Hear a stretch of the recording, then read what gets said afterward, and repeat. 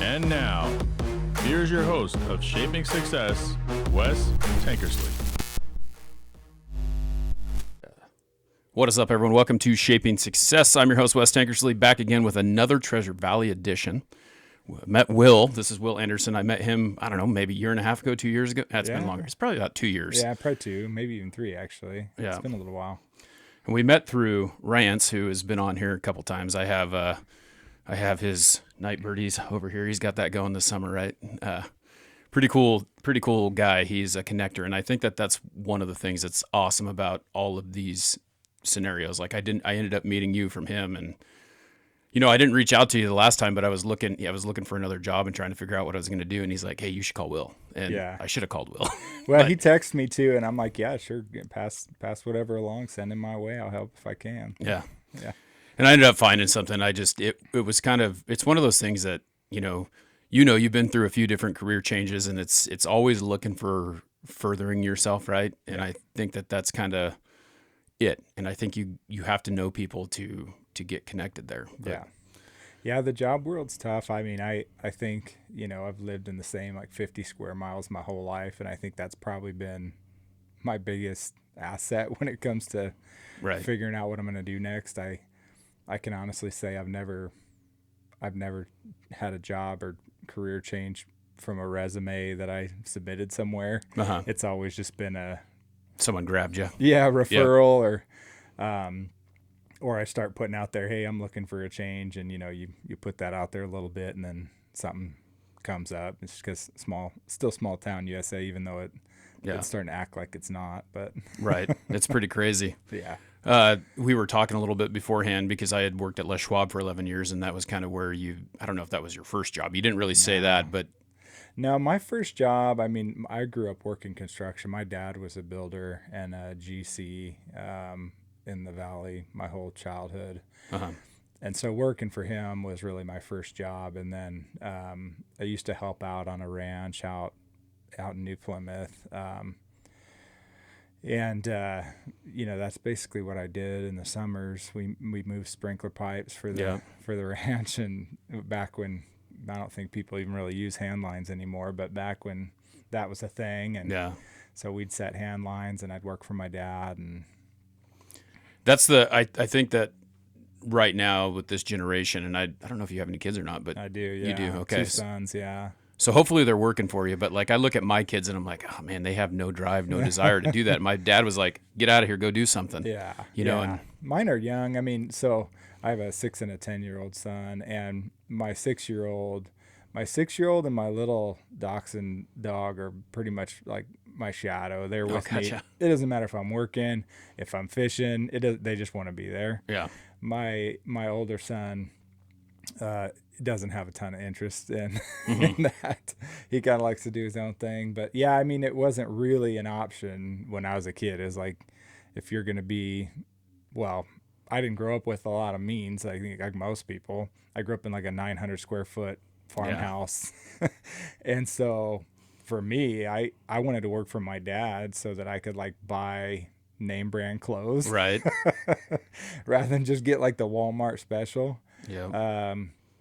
And so that's kind of what anything, my dad's always been a really fair guy. And, if you'll work, he always wanted to pay you for working. Yeah. But you had to work. And, real work. Yeah. And so, I was a glorified laborer for him. And, he was pretty easy on us. But when it was time to work, But, we did projects like up in Loman and stuff. And, we'd go up there. I can remember one project we did up there. He spent about 4 months up there converting a old barn into a bed and breakfast. Oh, cool. And it was right on the river there. And, there'd be a day where I think I was probably 14 at the time, maybe 13. And I may not want to work or whatever. And so go play in the river or whatever. And he was pretty easy on me when it came to that stuff. Yeah. But if I said I want to make money, it was like, okay, well, today you're going to work, put your tool belt on, let's get to it. Yeah. And I mean, that's kind of the tough thing, right? Because you think about like summer for a kid is one of those things where it's like, man, I want to go do something, right? Yeah. But I also like you were talking about, like, I wanted a pair of Nikes, right? I didn't want to have to wear those. I don't know I bought my kids some of those and ones from Walmart the other day because he just trashes everything I buy him. So it's like, you can trash that later on. You'll figure out how to take care of your stuff. Yeah. But yeah, I mean, that was the thing. And when you got that, it meant so much more to you and it lasted so much longer because you paid for it. It was a big deal to go to the mall back in the day. The Boise Town Square was popping. Yeah. You know, so I would just be happy to go pick up a Hurley shirt and, I thought I was cool, you know. That was the thing, though, huh? Hurley over in New Plymouth. I mean, New Plymouth, even though it's a small town, you know, it's funny now. It's popular to be a redneck and a hick, but back in those days, it was like that's what everybody was, right? And we kind of all just felt like poor, I think. And so we, you know, if you could, I can remember they opened. I ended up working at the Hollister store in the mall. Oh, really? And boy, I thought I was a real preppy then, like with the button-down shirts. And right. I can remember first time I wore a button-down shirt to school, everybody made fun of me because it just wasn't a thing in New Plymouth anyway. And so, but yeah, then it became a thing, you know, with the puka shells and the Hollister thing. But yeah, I got lucky because I missed out on that because I'm about 10 years older than you. After you. Yeah. The preppy thing was like when I was growing up was Eddie Bauer. Like, and now it's like old man stuff. But then it was like, go get Eddie Bauer and you're cool. And I was rolling around with these Eddie Bauer plaid shirts with a white T-shirt underneath and unbuttoned, you know. Oh, yeah. That was the deal when I was in high school. Yeah, no, I finished high school in 2006. And, I feel like, when I was in high school, it was pop collars, people wearing two different polos with the collar popped and puka shell necklaces, people wearing like a sweater with like a button down under it with the, it was full blown, but, identity crisis. I feel like we've always kind of had that here where, you know, like I said, now it's kind of cool to be from Idaho and be from Boise and all that. And everybody likes to go to the rodeos and stuff. But back then it was like a burden. Yeah. It was like the one thing I did look forward to, the Caldwell Night Rodeo is right around my birthday every year. So that was always what I always asked for rodeo tickets to Caldwell Night Rodeo every year for my birthday. Like that was always the big deal. Yeah. And, we still went to like the New Plymouth Rodeo and stuff, but it was just kind of like because it's going on. Right. It wasn't like a. Yeah, we did that when I was growing up. My dad worked in Homedale, so we would always go to like the Homedale Fair, the Homedale Rodeo, and they'd have this my dad's company would have a siphon tube contest, so they like had one row of siphon tubes, and the guys would go race, see who was the fastest time. But it was kind of that thing. It's like the Homedale Rodeo wasn't that big of a thing, but it was a thing, right? Yeah. Yeah, I mean, there was like all the things, like you go to Marsing for the fireworks and, you know, you go to the Caldwell Night Rodeo and you kind of just bounce around throughout the summer and small town stuff. Pretty crazy. And to think that that's not really what it is anymore. I mean New Plymouth is kind of that way. New Plymouth hasn't changed much. I went through there the other day and I was like, still New Plymouth, although the bar did burn down a couple of years ago. I think it's been now, which is tragic, but it hasn't changed much. And I don't get back there much. So when I first started doing this podcast, I was doing some of it actually in New Plymouth at the guy that was helping me produce it before I started just doing it on my own. He was out of that truck stop. They shut that thing down and now it's this big old empty building. Oh, really? I didn't know that. And so I had some gal from New York come down here. We were talking about some stuff and she ended up being on the show, so we went down there and then we walked across the street and had a drink at that bar. And the Double Diamond. Yeah, and it was like the lady I don't know who the lady was serving us, and she did a great job or whatever, but like this gal, you know, just picture, when I say New York, you picture New York, you know, like she's in there with high heels on, she's got her like boot cut jeans and a blouse and all this stuff, and we walk in there and that lady's standing behind there with stains on her shirt and stuff, and she's like, I can't remember what her name is. I want to say it was like Midge or something, you know, like just like something, right? And it was the funniest thing ever, but we were in that thing and it was like, this is a dive bar. Yeah, to the max. Yeah, it's too bad about that. I don't know what happened with that. I just heard about it on the news, but it was one of the staples going through town there. Well, I wonder. I drove through there the other day. I go through there every once in a while because our home office is in Ontario, so I'll do Fruitland, Ontario, Payette, but mostly Boise. And, okay. I'll have to look next time I drive through there because I'm sure I'll be through there again. I didn't know they shut down truck stop. I wonder where they moved that to or what their. Oh, you'll know where it is when you see it. If you, Well, I knew about the building. So the guy that started that company was like he was probably my first person I'd call a mentor. Scott Mosgrip, who actually, it used to be the Internet Truck Stop. yeah, he sold it now And though, then didn't he? Well, it was Internet Truck Stop, and then what I understood when I was in high school, he sold that, and they kind of tanked it, and he bought it back, and then he made it truckstop.com. Yep. And when I was big into pole vault when I was in high school. I used to compete for the Idaho Junior Olympic team for U.S. And being from a small town, you're not, sponsorships and all that, and my parents weren't going to be paying for me to go on all these big national meets. Right. So Scott really took me under his wing, and he didn't know anything about pole vaulting, but he's super smart, like awkward smart. And like I would compare him to like an Elon Musk type, like just super, super smart.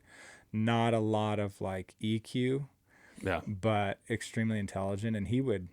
And so he's like, well, I don't know about pole vault, but I know physics, and I think I can figure out how to help you be a better pole vaulter. So that's awesome. So he had like an indoor pool at his house, and we'd do training. We'd do different things that he'd look up, and we'd read these books, and he would pay for me to train with Jan Johnson at the time, U.S. Olympic coach. Oh man. And so I'd go down to California and train at his house, at his camp, and he'd pay for that stuff. And he was just like a huge influence he bought the whole school track, cross country teams new shoes every year.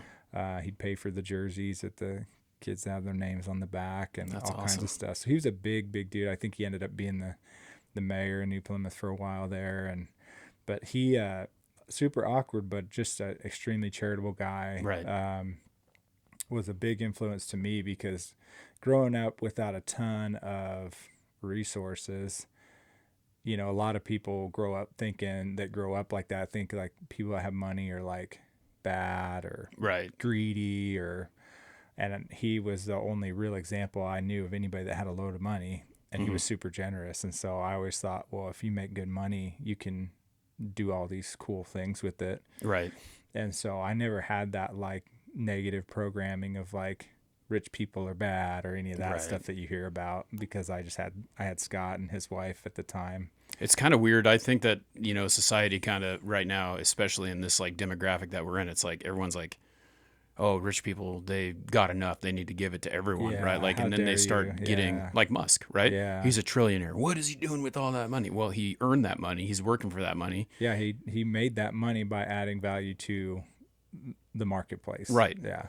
And to sit there and think that, you should just give your money away. He does, though. Like they all do. Yeah. All of them give their money away. It's just you don't see where they give it away. Sure. Where it sounds like he was pretty charitable to the town that he was in. But, I think, a lot of people don't realize that these people who have lots of money, the reason why they keep some of their money is because they give some of their money away. Oh, well, and, Scott was a really good example of that. I don't know. Somebody that worked for him at the time would be able to tell better than I would, but I had heard that when he sold the majority of his company, he gave everybody there like a massive bonus, like almost like a year's salary bonus. Yeah. And I don't know how much of that's folklore or truth, but I wouldn't doubt that one bit. I mean, he was just like that guy that he didn't really value like money or things like that. He liked to build a cool business. And well, you'll see the building next time you're driving down to like you're headed towards like Twin Falls or whatever, right on Cole Road. There's a sign right on the side of it. I just saw it yesterday, I think, when I was heading there. But they opened another one. But I think what happened was COVID happened, right? And then everyone worked from home, and then they realized they didn't need that building. Need the real estate. Yeah. Yeah, I know they had opened up a big branch down in, I want to say like Phoenix at one point too.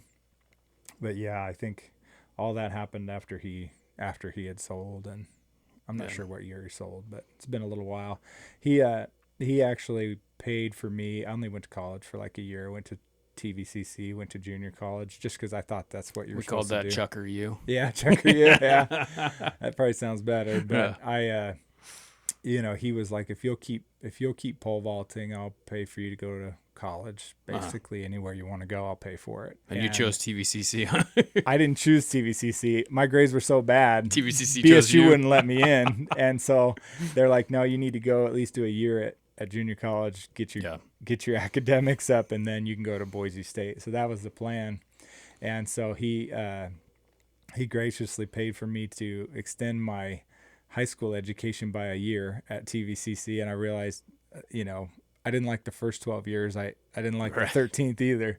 Well, you chose something a little different, though, right? I mean, it's funny because you were talking about Les Schwab and how they were treating you, and like I kind of feel like that's kind of a military thing. Yeah. Like I just was having flashbacks to when I was there, because what happens is you start working there, and the first thing they do is throw you in the junk trailer. Oh, right? yeah. They're like, go do this.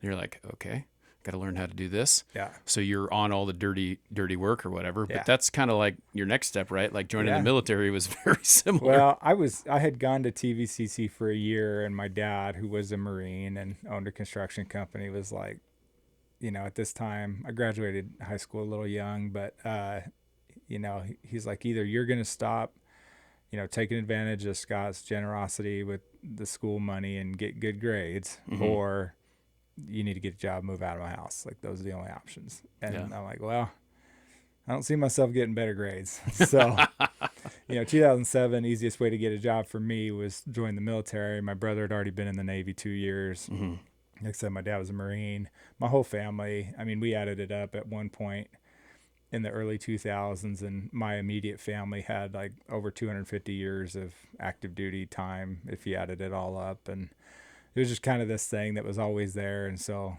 I told my dad, I was like, I'm going to go join the Marine Corps. And he's like, hell no, you are not doing that. That's not for you. And so, he said, go talk to your brother about the Navy, see how he's liking that. My uncle was a real high ranking guy in the Army and the Guard unit at Idaho at the time. He said, go talk to your uncle. My grandfather was a 26-year pilot in the Navy. So he said, go talk to your family members, see what they think. My brother and my grandfather both told me, unless you're going to be an officer, don't join the Navy. Okay. And my uncle at the time said, Air Force has the best deployments, best assignments, best food, best housing. Right. And he had just come off of helping out like in Katrina. He's like, I think the Air Force is like where you should go. All three of them told me to join the Air Force, including my dad actually told me as well. And then they proceeded to give me shit for it for 11 years after that. It's crazy that your dad was a Marine and he didn't I feel like Marines are always like, be a Marine, but he must have had. Well, he knows me too, right? Right. And I think, 2007 wasn't a great time to be Army or Marine Corps. You're going right there. So I think he's a little worried with how hot things were still in the Middle East. And so, I ended up training to be a pararescueman, and that's what I just like set my heart on, being a PJ, and that was like the coolest thing I'd ever seen. And I wanted to do it as soon as I learned about it. Is that the hanging from the helicopter picking people out of water or what? Yeah, well, yeah, so kind of. It's Air Force Special Forces. They've got a couple different lines you can go there, but that's one of them. Or you could be a combat controller, but or I guess technically maybe SEER is as well. But yeah, pararescue is essentially a paramedic. Yeah. That their job is to go in and basically make an area safe, get somebody out of a combat zone.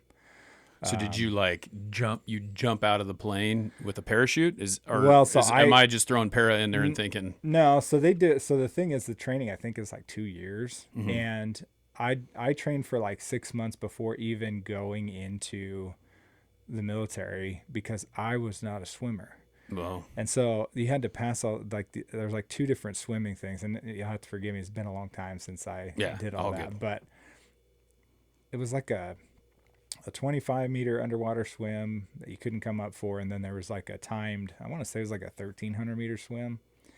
And I was not a swimmer. Like I could swim, but I wasn't a swimmer. Yeah, I mean, you listen to like what David Goggins had to do to be a. You're like, no. So you had to pass these just to go into the training, right? And so I worked on it for about 6 months to get my swimming up, And then when I did my final med screening, I failed my eye exam, and they're like, "Yeah, you're not going to be pararescue." So, and I'm not delusional enough to think like I would have passed the training, because I don't know what the percentage. I think at the time was like 2% or something, super low.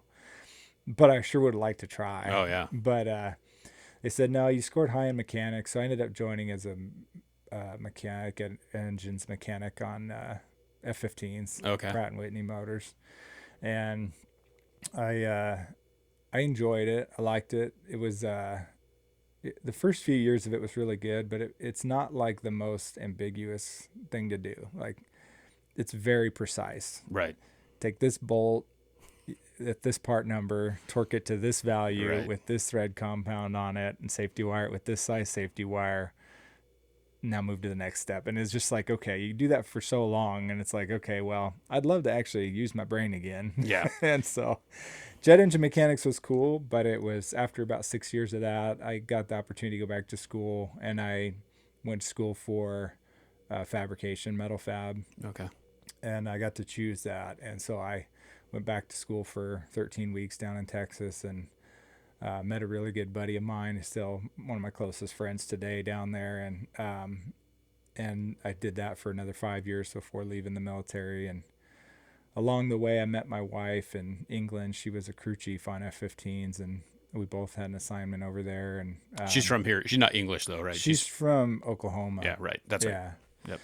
Yeah. So yeah, she's not from the UK, but that's where you were stationed at the time though. Yeah, both of us. So, but yeah, I spent 11 years total in the Air Force, and then just we kind of got to the point where my wife was pregnant on my last deployment, and it was kind of like a realization that, like, I can be a dad and a husband, or I can stay in the military, be gone all the time, and not be that. And I respect the guys that can do a whole career of constant, back-to-back deployments and things like that. And it just wasn't for me. I wanted to make better money. I wanted to be more present. And after my son was born, it was just like, I was born to be a dad. Like, it was just like, it's the first time I held my son, I was like, okay, this is where it's at. Like, I just knew I was meant to be a dad. Yeah. And so I left the military in 2018, and rolled my sleeves up and just started hard charging as fast as I could up the corporate world. It was foreign to me. My whole adult life, I'd been in the military up to that point. Right. And so I had to figure out how to be not in civilian. the military. Yeah, civilian. In the workforce, it was interesting at first, Yeah. Well, you did a bunch of things in between there too, but I feel like you always end up back. Every story I've ever heard from you always end up back to trying to do something yourself, right? Yeah. Yeah, I think that just comes from, like, growing up with a dad that was a business owner. Mm-hmm. And I don't know if I got a little bit, my dad's Southern, he's from Arkansas. I don't know if I got a little bit of that Southern stubbornness in my DNA or something, but when I find a better way to do something, I want to do it. Yeah. And I don't know if that's Southern. I think that's just this mentality that people get, because I'm the same way. I was having this conversation with my daughter about it the other day, because she's 12 and she's an artist, like, and I'm an athlete. So I was trying to explain to her how, and I'm sure this is the exact same thing with you, but like how competition plays in my life, right? And how I may not be competing directly with you, but I'm competing with myself. And that's the one thing that I learned as I got older, was you can't compete with other people, because in a roundabout way you are, but it's about being the best you that you can, and if you compete with yourself, it's always honing and making it better. Yeah. I mean, it may sound absolutely insane, but I didn't actually have a full concept of, like, self-improvement until I was, like, in my mid-20s. Yeah. And you would think, because I had been an athlete and stuff, like, you would get that, but I was just young and full of it. And so, in my mid-20s, I met a guy in church who's a very good friend of mine to this day, who owned a really successful, like, real estate business, and he owned, like, an Amway business, and he was just like a true entrepreneur. He's like, I'm going to find something that works. And he's like 2 years older than me. And he and I grew up the same, but he's from Alaska, and he'd be like, he and I met, and you know, I was still in the military at the time, and he says, you know, I was asking him, like, how is it that you and I grew up the same? You barely finished high school. I barely finished high school. Both grew up small town, blue collar. And now you have like these successful businesses, and I'm over here struggling, making, you know, less than 50 grand a year in the military. And he just started just sewing into me a little bit of like, you know, what you put in your mind matters. And if you're not adding value to yourself every day, like, you can't expect yourself to have better finances or more influence or any of those things.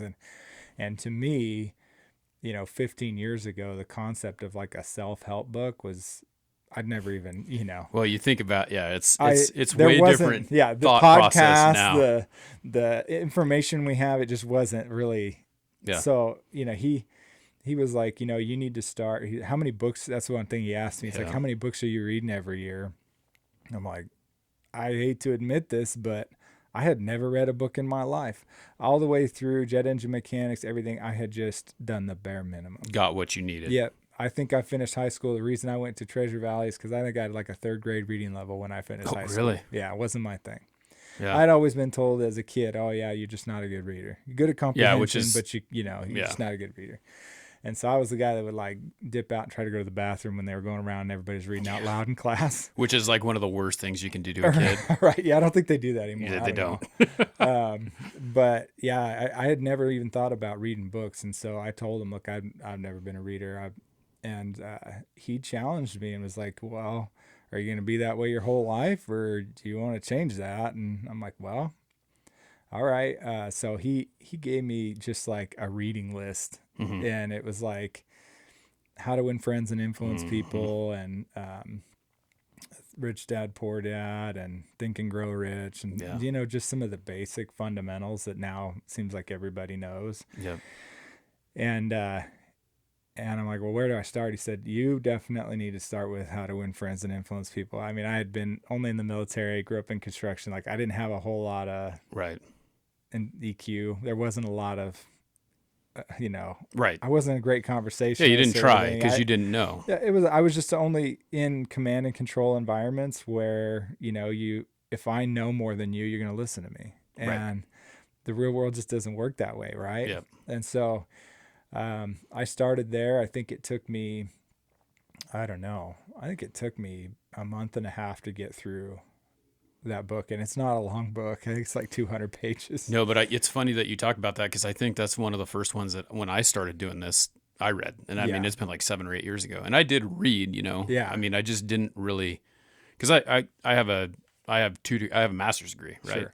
And I was the same way. It's like, where in this book can I find what I need to put on this piece of paper so that I can turn it in? Yeah. You know, and those books are just, I don't know. Those are like the 3 that everyone always talks about first. Yeah. And they're like the most helpful ones out of all of them. Yeah. Yeah. So, I mean, I kind of felt, I read that book, and there was a point in that book where I was kind of still pretty young and arrogant at the time. I'm like, yeah, I know all this stuff. Like, this is gee whiz. But there was a point where I was like, but how much of it do I do? Right. Because I wasn't doing any of it. And so there was kind of a humbling that went on. And then over the next 12 months, I think I read 36 books. Oh, damn. Just anything I get my hands on. And I'd say the first probably dozen or so was, you know, leadership, self-help, you know, personal ownership, accountability of your own performance. And then I got into some of the business stuff, and I like, to this day, it's like, if I can find an article or even a textbook or something that will help me, I just fell in love with how businesses operate. Right. And I've always just been blown away by like how these successful people will actually write down and give people for $15 what they know. Right. And so, well, you got to think about it. Like, for them, it's like, how many people are going to read it, and how many people, like, you can read it, but how many people are going to actually follow it? So they're not scared because they don't think that it's going to take you or me or someone who's really going to use those skills that they use to. Well, and I think those people are beyond they're beyond thinking about the competition of it, Right. right? Like you think about like my example with Scott growing up, like you think he was worried about me growing up and building a bigger business? Like he'd be lit for me Yeah. if I did that. Right. And I think the sentiment is there. And because I had him as an example, I didn't really question what someone's motive or motivation would be to be generous with that information. Right. I just took it in. And so, I kind of fell in love with just learning about business. And I don't have a degree. I don't have it. I've got probably more licenses and certifications than I care to even talk about. But I've always just looked at education for the sole purpose of being educated. And I go learn this or get this license because I want to know that thing. Right. I don't care if you give me a piece of paper, but I definitely need to know that to get here or to get there. Well, and I think that's what we kind of got lost in. I think it probably and I'm a few years older than you, but it was everyone goes to college, right? Right. That was the thing. Right. But what we're finding out now is that you didn't have to go. You could do the same thing on your own without paying someone to tell you how to do it. Well, now, and the thing with college is everybody just talks about it's more about the college experience. And I'm like, well, that sounds like awful to me. Yeah, I can go live by myself, drink and party and do all that stuff without paying $10,000 a semester. Yeah. Yeah. I think about my kids and I'm like, I'm definitely not paying that price tag for you to have an experience. You know, go to Disneyland. Yeah, exactly. We'll send you off there. We'll be good. So, but yeah, so I had fallen in love with that, just learning about those things. Probably 5 years before I left the military, I had gotten really into that stuff. And what happened was I really felt like I had outgrown my environment in the military. Yeah. Like my leaders weren't trying to improve their leadership skills. My leaders weren't trying to, find way to build assets and as private as you want to be about that stuff, it still made it feel like there was a gap between like where I wanted to go in my life and where I could go in the path I was on. Mm-hmm. And it made me feel just very different than the people I was around every day. Like I'm not thinking the same as them, and it's not a bad thing or a good thing. It's just different. And so, a big part of me leaving the military was just realizing I'm not going to get where I want to go on the path that I'm on. And so, so when I left the military, I did have a pretty steep climb and a fast, I guess, ascension in a lot of people's eyes into corporate America. But it was all because I had been working for 5 years before that mentally to doing be the work. Applicable, right? And so, that same buddy that got me into reading self-help books, was like, hey, I said I want to go start a business like as soon as I leave the military. Yeah. And he said, you need to know sales. Like if he comes from that background too. He's like, if you're going to do anything in business, you got to know sales. Like everything is sales in business. No matter what you're doing, it's all sales. And so he gave me that advice. I was going to go start a fab shop and do this stuff. And he's like, just slow down, go sell for a couple years, take what you learn in sales. Because I definitely have a more operational mind. And he's like, you have to know at least what makes these people tick, what motivates them, what they deal with every day. And so I went and I sold for 3.5 years for a large national home builder. Went back to the home building world because that's what I knew. So that was with Toll Brothers, right? Yep. That's where you started selling. Okay. Yep. Yeah, that was my first thing, and had a lot of fun. Loved working there. And it was my first dip into the civilian corporate world. And, that was here. That was locally. Yep. And, sold like, I don't know, 3 or 4 phases, maybe 5 or 6 actually out at Legacy and Eagle. Mm-hmm. Sold here in Middleton, West Highlands, over by the high school. Opened that newer part up, and it was pretty recent. Yeah. So that was 2018, 19, 20. Maybe 21, maybe just before 21. But it was a great experience for me. It definitely opened my eyes to the world of sales. Mm-hmm. But I had a blast, and I had a really incredible experience. Toll Brothers is a big national company, but locally it's run like a local business because they kind of have their own little division here. At the time, it had just been acquired. It was Coleman Homes. Yep, Coleman. Mm-hmm. And Thomas Coleman was still running it as the president. And so it still felt like a small business. Yeah. I had experience when I'd only been working there maybe 6 months, and I was having a little bit of a low point in my just like, the corporate world's different. It's dog eat dog, everyone, and in sales. A lot of people are just kind of out for themselves. You start getting some pressure. It's all about the numbers. It's all about quotas. And Were you like you were a realtor for them, kind of, Yeah. sort of? Because they don't have, like, did you have a real estate license Yeah. too? Okay, so you were actually yeah, kind of like, because Brighton does that too.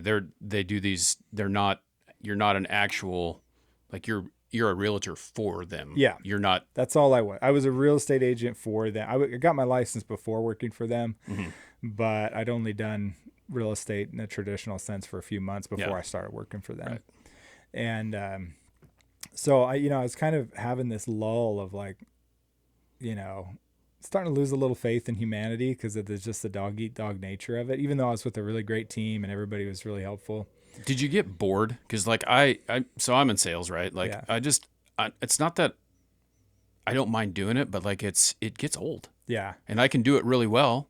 Yeah. I And it's- didn't, at that time I hadn't yet. I don't think I ever really got bored, but you also got to realize Boise, Idaho, it's been insane for sales. Like Right. I didn't have the time to be bored. A lot of times, I mean, it was, No, it and I was a don't bit mean like in the crazy board too, of but like you didn't have enough work. just the redundancy Yeah, of it. like or- I to me, like, selling is a challenge, and I'm really good at it. yeah. And I'm just sitting there, and I walk into a house, and I can in the window covering world, like, it used to be, hey, we're going to give you an hour and a half for this house, and it's like 7 windows, and you got to help this customer. Well, I can be in and out of a house with 7 windows in about 30 minutes. Yeah. And it's like, oh, here's another one, on to the next one. Yeah. Like, it's like, what's the challenging ones are the ones that are fun, because Yeah. then I have to work a little harder. But right now I'm like, whatever.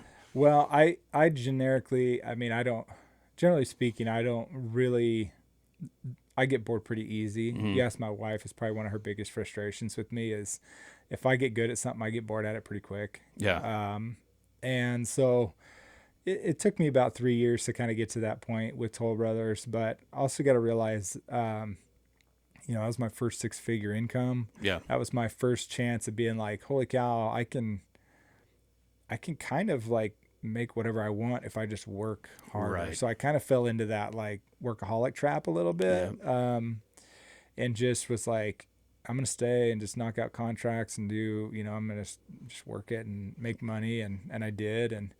But I kind of fell into this lull, about 6 months in, and I had a situation happen where my son got sick. My oldest son got sick with cancer when he was 3. Oh, dang. And I was working for Toll Brothers at the time. I got the phone call while I was at work, and my wife had taken him, and they had found out that he was sick. And I called my manager at the time and just said, look, I got to go. I don't know when I'll be back, but there's something really bad going on, and I need to go to the hospital. And it just, for the next 2 weeks, my coworkers just blew my mind. Like I'm in one of the hardest challenges I've ever dealt with as a human being. You find out this little child is sick. He had kidney cancer, and you don't know what everything's going to look like. Right. And my coworkers and a couple people I was in the military with started a GoFundMe. This is pretty early in GoFundMe, but they started a GoFundMe. They started a meal train. They did all those things, and I didn't even really know the people I worked with very well. Yeah. And my assistant at the time was just like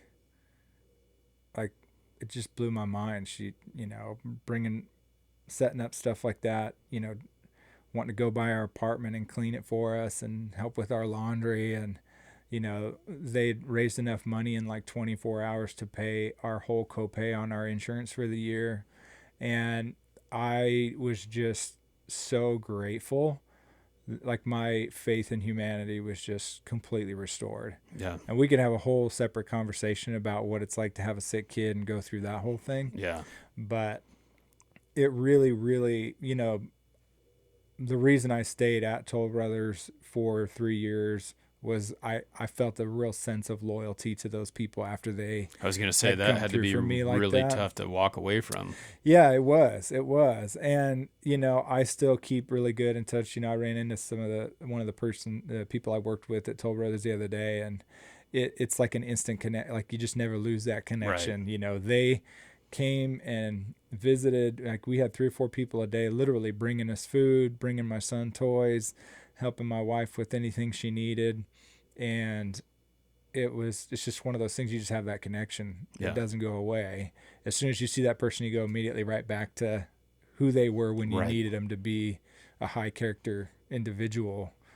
And so, yeah, all things that grateful. like you weren't even thinking that way I because you didn't were even just know like, anybody even cared. Yeah. I hadn't even worked there that long, right? yeah, But it definitely made me feel a sense of loyalty, not necessarily to the company, but a company is its people. right. And so I was loyal. I was and still am very loyal to all of them. If anybody that was in that world with me called me right now, anything they need, like I'm You're here. gonna take care of it. I'm yeah. here. Yeah. So, yeah, but three years went by. Had some basically what it came down to was the real estate world lost its mind in Idaho for a few years, right? Yeah, right. Now they're trying to get it back. Yeah, I don't know if It's a they'll get little it different back, now. but it lost its mind a little bit, and I, ended up having some compensation disagreements with the higher corporate Toll Brothers, and I just felt a sense that it was time to move on. Mm-hmm. And then somebody approached me, a real estate agent that I worked with, and said, "Hey, the guy that owns the brokerage that I work for is looking for somebody to be their operations VP, and I think you'd be like the perfect guy for it." And so I said, "Well, worth a conversation." And so I had already kind of had a little bit of a disagreement around compensation with my supervision at Toll Brothers, and mind you, I'd always been a high performer. I'd always well exceeded. I think I was 250% a goal. Mm-hmm. I was like, I've always, and for me, yes, I wanted to do well for them, but it was how I provided for my family. So I didn't need them to like give me a quota. It was more like, how much can I earn? Right. Well, and it's weird too when those parameters sometimes like change, right? Yeah. Like my previous owner would be like, okay, well, we're going to have to pay you this way now. And you're just like, Right. What, did I make you too much money? Yeah. Well, and I just felt like it was time. Like these things kind of added up, and I was like, all right, well, I know this wasn't going to be forever anyway. Right. I feel like this is the next healthy step in a career for me. I've always leaned towards the operating side of business anyway. And so that position was really my first, like, take what you think from reading all these books and doing all these things and see if you can actually help grow a business.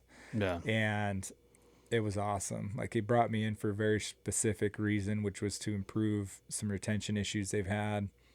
They had, I want to say, so the brokerage had about 160 agents and 11 employees. And I think they had turned over like 80% of their employees. Oh, geez. Year over year. Like they just had a major retention issue. And like, I don't know everything, but I think I can fix that. And so, yeah, I went in to help with retention and just overall improve operations. We had, I ended up just spending a year with them, but it was, we only lost one employee that year, which was somebody I had to let go. Actually, we lost two. I had to let go. Went from 80% to we basically 0.002. flipped it, and I was really, really proud of what we had accomplished there. But I knew that role wasn't also. I knew a couple weeks in that company probably wasn't a good culture fit for me, and so. But I wanted to learn. I wanted to stick out just the education side of it and figure out, add value where I could. Right. Even though I knew I didn't really feel like I was at home there. And so I went from there to being a COO of plumbing and HVAC, a group of plumbing and HVAC companies. Right. Again, another situation where somebody said, well, if you're open to a move, you should meet with this guy. I think you could really help him. And they owned 3 different plumbing and HVAC companies. They needed a COO. I said, look, I've never been a COO, but I'm going to figure it based out. on what you say you need, I think I can do that. And so it was a really huge shift for me. It was a big role, company that was growing fast, biggest staff I'd ever worked with. And yeah, we achieved some really cool things. Their revenue went up almost 100% and in that first year, and just every profitability went from 11 to 21%. And it was like all these actual things where I'm like, okay, this is big. This matters business wise. Like this is how I know if we're succeeding or not. Right. The team was better than ever. We built some amazing teams. We were able to just build structure around that company to where the owner didn't have to be literally everything to that company anymore. Right. And it was really affirming that, like, okay, I don't know it all, but I did do this. And it's like, maybe I do know a few things about how to operate a company. And there was some, there's some scars along the way. There's some things that had some tough learning lessons. And I ended up, saying, if I can do this, I feel like I could do this for myself. Right. And so at that time, while I was working for them, I started my own kind of business on the side, which was a junk removal business. I thought I'd do construction cleanup. I kind of came from that world, and I was like, Right. there's a need there. And they didn't really appreciate me doing something other than working for them. And so they kind of gave me an ultimatum. It was like, you either do that or do this. And I think they were hoping I would just shut my own thing down. Right. But I said, all right, well, I'm going to choose me then. I think it's time. So I went and started that. That turned into me starting a demolition company about a year into that. And then the last 3 years I've been growing those. So you have both of them still? I do, but yeah, I'm in the process of basically dissolving both of those. And I want to say 3 years ago when I left the real estate brokerage, I started, that's when I had a couple clients just consulting. And so I started a consulting firm just to legitimize what I was doing. Right. And so I was actually interviewing the plumbing and HVAC companies for a consulting contract just to be like a fractional team member for them. Yeah. And they were like, well, can we pay you this and you just work for us full time as our COO? And that's kind of how that transpired. And if it hadn't have been a really big number, I would have said no, but I was like, that's more than I've ever made. Yeah. I think I'll give it a go. Right. And so after I started my own businesses, that happened once more. I had a couple consulting contracts as a fractional COO that went really, really well. And because of those, somebody referred another person to me. I was looking for so I've only ever kept one or two, maybe three of those clients at a time. And somebody had referred another one to me. And I had interviewed with them. And once again, they said, well, we need a full-time, like, we don't just want you 1 day a week or 2 days a week. Like, what would it take? And so I gave them a number of what it would take. And they were like, well, I think we can do that. And I was just like, really? And so, like, I have it's bad when you're like, oh, hey, this is the moon. And they're like, okay. Oh. I said, well, if you can't pay me that and it doesn't make sense on your books, like, I'm going to know, because first thing I'm going to do is review your whole business. Right. And no, we can, we're good. And so I'm like, you realize I have like 2 other companies that I'm still owner operator with, and oh no, yeah, you're good. And so, I ended up being their COO for about a year, and remembered why I decided I wanted to do my own thing. Yeah. And so, yeah, right now we're looking at a move, and my heart, my everything is just pushed me back to what I know, which is operating businesses, trying to help bridge the gap between totally owner run and operated companies to that next generation of hiring a really successful executive team that you can lean on. Yeah. That's going to allow you to peacefully take vacations, not worrying about all the balls dropping at the same time, while navigating a really complex challenge, which is take something that you know everything about and trust somebody else to care about it as much as you will. And it's a difficult thing, but I've done it enough to see a lot of the nuance and had some success with it. And it's a real need. I mean, it's the reason my dad didn't sell his business and ended up dissolving it. And I've got a huge heart for all of these owner-led companies that build these incredible businesses, but they don't end up maintaining the lifestyle that they built those businesses to create. Yeah. So that's crazy because, you know, you think about I think it's cool because no matter what, go from barely being able to read to reading all these books to doing all these things and having these leadership roles, getting out of your comfort zone, really. I mean, I don't know. Like I think about, like you're talking about, like certain things just get boring and are meticulous and just like, how can you, and my wife doesn't understand that. My wife is a nurse. Sure. Well, and my wife as well. So she was a mechanic, but she's very much, follow the rules, find a way to check every box on the checklist and then just stay there. And just stick to what you know. Yeah. It's safe, what's predictable. Right. Getting paid the first of 15th, kind of thing. Yep, exactly. And so, I put my wife through hell quite a bit on some of that. But I think now, we've been married 15 years almost. And I think she's pretty well conditioned. Yeah. I think, once she realizes it's like, okay, no matter how scary it looks, he's going to find a way to do better every year. I wish my wife had figured that out. She hasn't quite got that under control yet. Yeah. It's like I'm sitting there, okay, where are you at? Did you sell that one? Did you get? I'm just like, listen, I'm going to get there. Yeah. It doesn't matter. It might not look like it today, but give me 3-4 days. We'll be there. Mm-hmm. I can't not do it. Yeah. Yeah. So, I think over time it's helped her loosen up a little bit on that stuff, but it's not perfect still. But yeah, I think, I was having a conversation with a couple of folks that work for a large company, and they were just reaching out asking for some guidance in their career path, and they were saying, I feel pigeonholed, and I don't feel like my leadership wants me to progress. They don't want me to.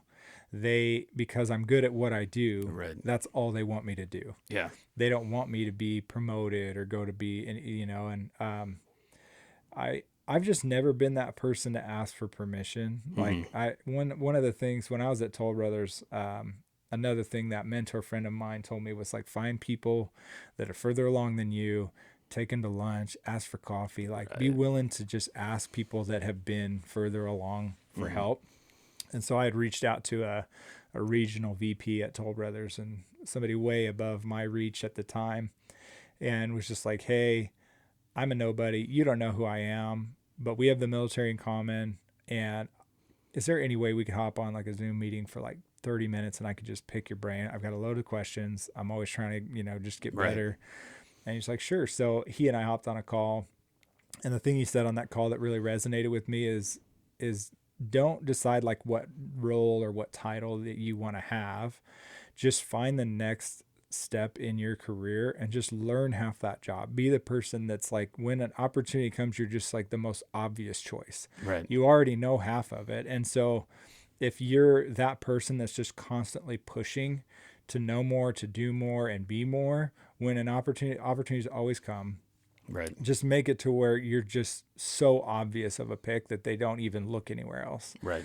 And I took that to heart, where it's like, I don't really care what my manager's doing. I don't really care what anybody else is doing. I'm going to be reading the books and listening to the things and shadowing this. And I'll stay an hour extra to go see how this person does this thing. And I'm going to go figure out all these things because I know when the opportunity comes, I just want to be that person where it's like, well, I think Will already knows half that. Let's give him a shot. And so, that was some of the best advice I had career-wise. And it's like, I went from entry-level sales to being a COO of a company in 4.5 years, I think. Yeah.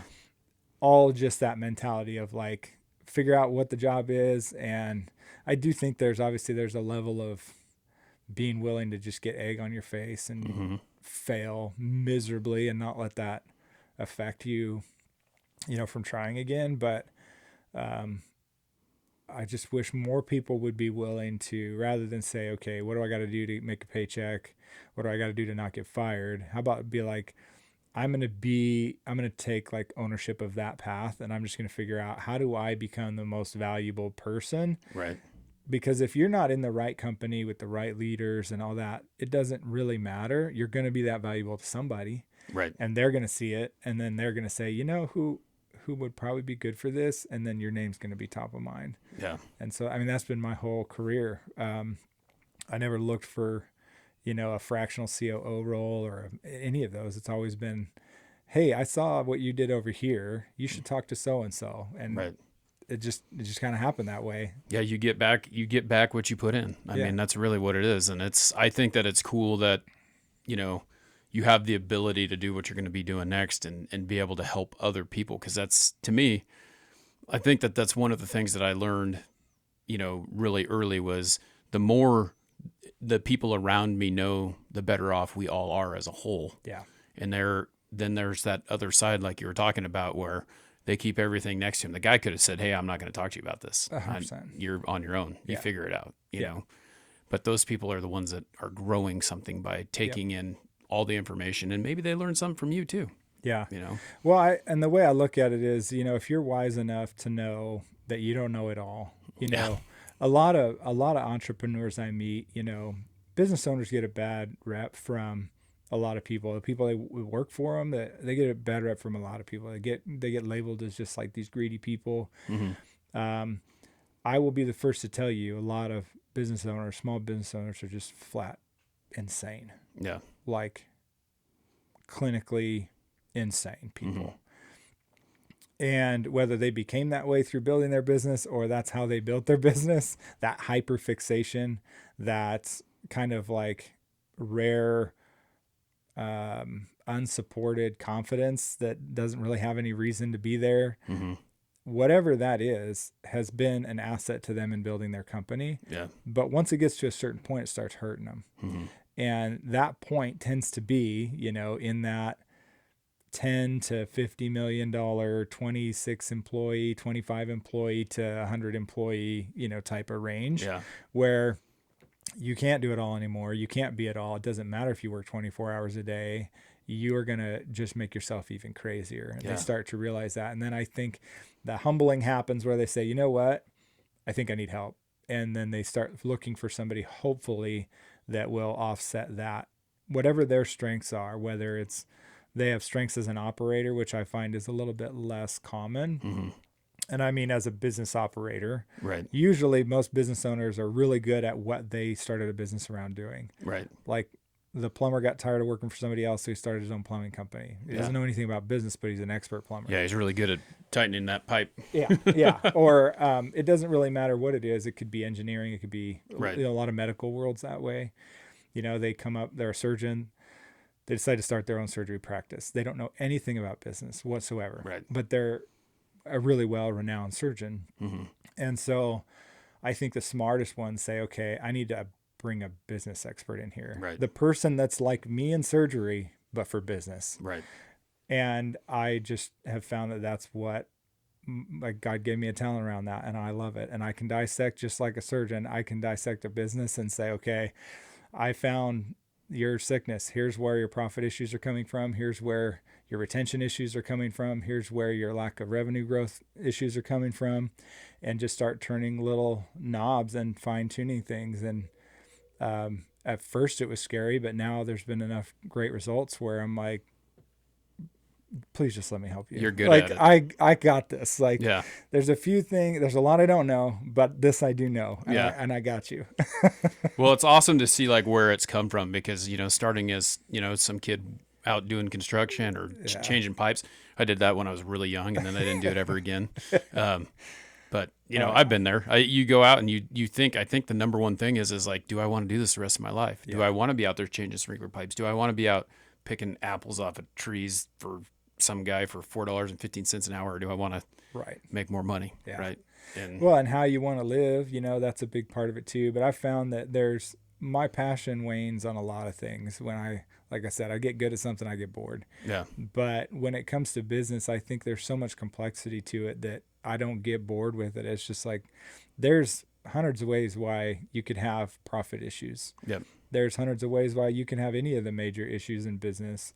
And somebody also may have like a really well-built company, but then their life is just in disarray, Yeah. going through a few different marriages, and they're not the dad they want to be. And it's like, okay, well, that's not separate from your business. That's the same issue. Yeah, you got to learn how to so work it.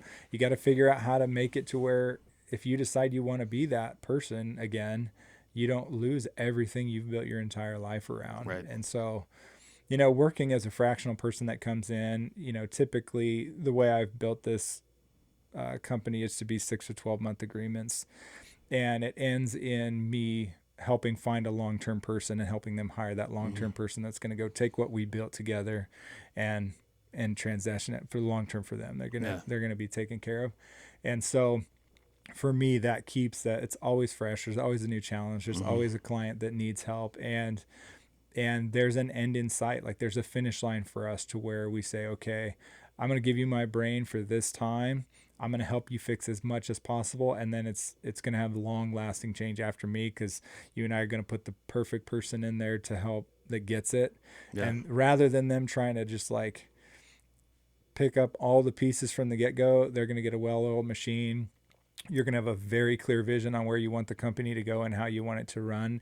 And they're going to have an extremely clear picture of what their role needs to look like for them to be successful.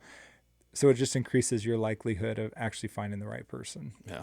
So, well, that's awesome, man. It's great to get to talk about it. If someone is like looking for you and they want you to come help them do this, what's the best way to get a hold of you? Yeah, they can send me an email. You can also, I have a website. They want to go to awlimited.com, and or if they want to just shoot an email over to info@awlimited.com. They can also shoot me a personal email. It's just will@awlimited.com. That's fine. And I do have,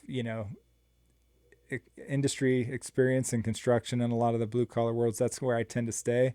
But I'm learning there's more people than I actually realize in the medical world that are like, hey, can you help me? Hey, yeah. I mean, surgery practices, it seems to be like are really prevalent right now for some reason of needing help on the business side of things. So yeah, and it's weird because I think if you can do it with one company, you could probably do it with any, because it's like sales. Like I sold tires, I sell window coverings. Yeah. You give me another product, I'll figure it out, I'll sell it. And that's what you're doing. You're bouncing between products basically. Yeah, I will say there is some nuance. Like it does help to have a foundation in some, or at least the ability to understand what they do to a degree. Right.